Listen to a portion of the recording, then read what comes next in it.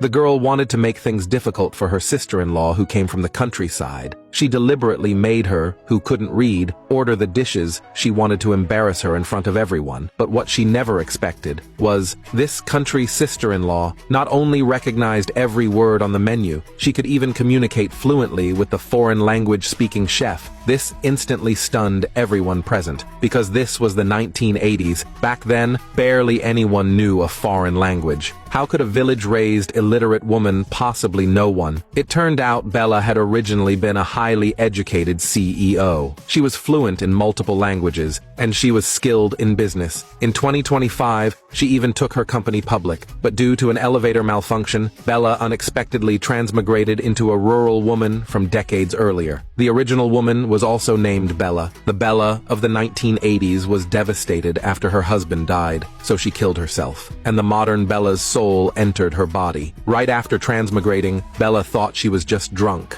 In a daze, she ended up having a one-night stand with a man. When she woke up, the man had vanished. Only then did Bella realize she was in the 1980s and had become someone else, and she was a widow whose husband had just died, and she even had an older daughter. In the blink of an eye, 3 months passed, Bella became pregnant, and the child belonged to the man from that night. Just as Bella struggled to survive while carrying the baby, her late husband's biological parents found her. It turned out her husband had gone missing as a child and ended up in the countryside. He was actually the eldest son of a wealthy urban family. Unfortunately, he died before he could enjoy any of it. Feeling guilty, his biological parents learned their daughter-in-law was struggling to survive with a child, so they wanted their younger son, Lambert, to marry her. The pampered young master refused to marry a pregnant village woman. At that moment, the second son, Louis, returned home. After learning the whole story, he volunteered to marry the sister-in-law himself, because he immediately recognized Bella as the woman he'd spent that night with. That night, he had been drugged and accidentally entered Bella's room. After waking up, Louis hurried out, so he left his contact information, waiting for her to reach out, but he never heard from her. When he found out Bella was 3 months pregnant, he was certain the baby was his, so he firmly decided to marry Bella, but his parents disagreed, because unlike the idle Lambert, Louis was young and promising, with a bright career ahead of him. His parents wanted him to marry a noble lady, someone who could help his political future. This rural woman was clearly unsuitable, but the responsible Louis insisted. He couldn't let his child be born without a name or status, but he didn't dare tell his parents that the baby in Bella's belly was his. He feared they would question Bella's character, so he simply urged them to arrange the wedding. His parents reluctantly agreed for the time being. That day, when they went out to eat, Grace, who had been living with Louis's family, appeared. Grace liked Louis. She couldn't accept that the man she admired was being taken by a village woman, so she deliberately made things hard for Bella. She had Bella, who supposedly couldn't read, order the dishes, not knowing this body now held a highly educated soul from the 21st century.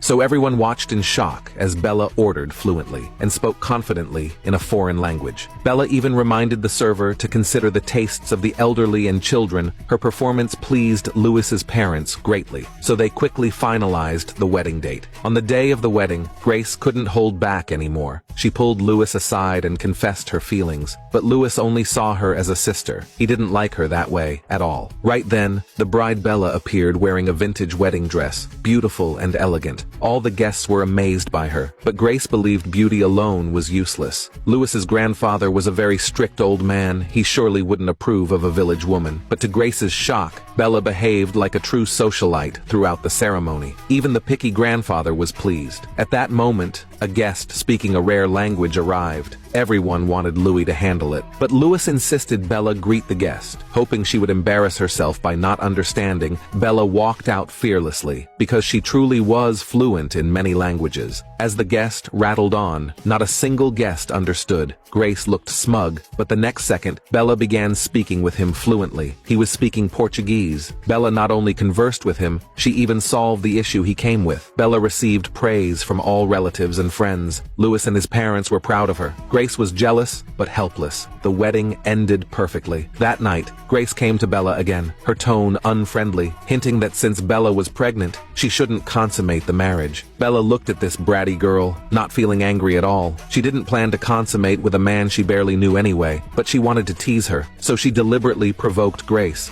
saying she was already 3 months along, so consummation was allowed, and it was bad luck not to consummate on the wedding night. Grace stormed off angrily, but when Bella turned around, she saw Louis. Clearly, he had heard everything. Later that night when they shared the bed, Louis thought about Bella's words. He felt he should take the initiative, but the moment he touched Bella, she sprang up like a startled cat, even injuring her foot in a panic.